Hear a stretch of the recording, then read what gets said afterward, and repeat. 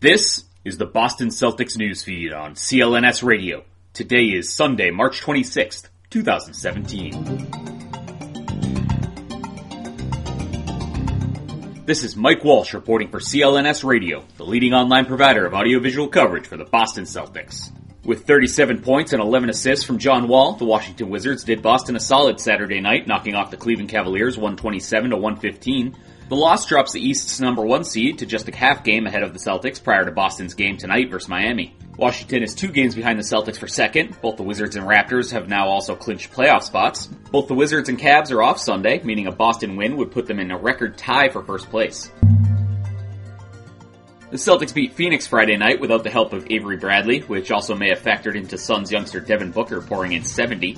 Bradley was hospitalized Friday with an illness, as the team stated that he needed to be kept hydrated and would be unavailable for the game. According to Adam Himmelsbach of the Boston Globe, Bradley wasn't released from the hospital as of 11:46 p.m. Eastern Time Saturday, and should be considered questionable at best for Sunday's game. Bradley has played only 48 of 73 games this season, but given his history with untimely injuries, Boston may hold him out until their next game Wednesday. Bradley is alone on the team's Sunday morning injury report.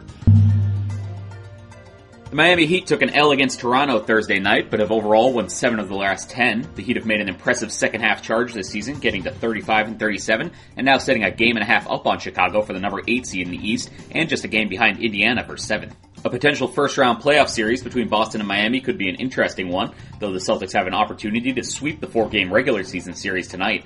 The two teams haven't played since December 30th, when Isaiah Thomas dropped 52 in a 117-114 win. The Heat have a rather lengthy injury report Sunday, including both Chris Bosh and Justice Winslow, who are out for the season and have been for some time. Winslow's last game was actually that December 30th trip to Boston. He had surgery to repair a torn labrum in January. Dion Waiters' injury is a notable one for Miami, as the guard had been tearing it up for the Heat of late. Unfortunately, he's missed the last 3 games, and Chandell Richardson of the South Florida Sun-Sentinel reports that he will not travel with the team on their road trip up north after suffering an ankle injury on March 17th. Veteran big man Josh McRoberts has returned to the floor for some workouts, but he remains out with a foot injury that has sidelined him since December 23rd. Finally, starting center Hassan Whiteside is questionable Sunday night after spraining an ankle Thursday against Toronto.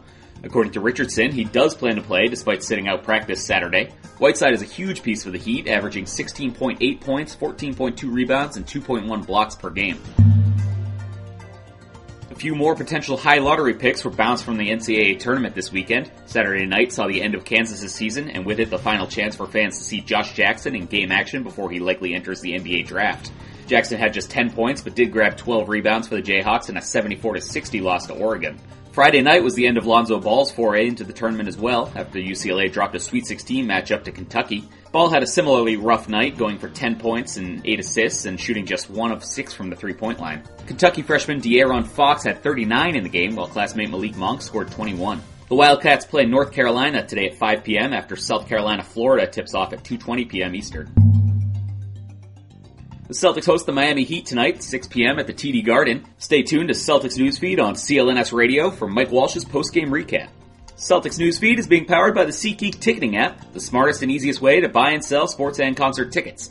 Get a $20 rebate on your first purchase by downloading the free SeatGeek app to your phone. Go to the Settings tab, click Add a Promo Code, and enter the code CELTSNEWS, that's CELTS News, all one word, for a $20 rebate, and so SeatGeek knows who sent you. To stay up to speed on the 17-time world champions, follow CLNSradio.com, on Twitter at CLNS Radio, and be sure to subscribe to the Celtics Newsfeed, both on iTunes and Stitcher, as well as the CLNS Radio mobile podcast app. This has been Mike Walsh for Celtics Newsfeed.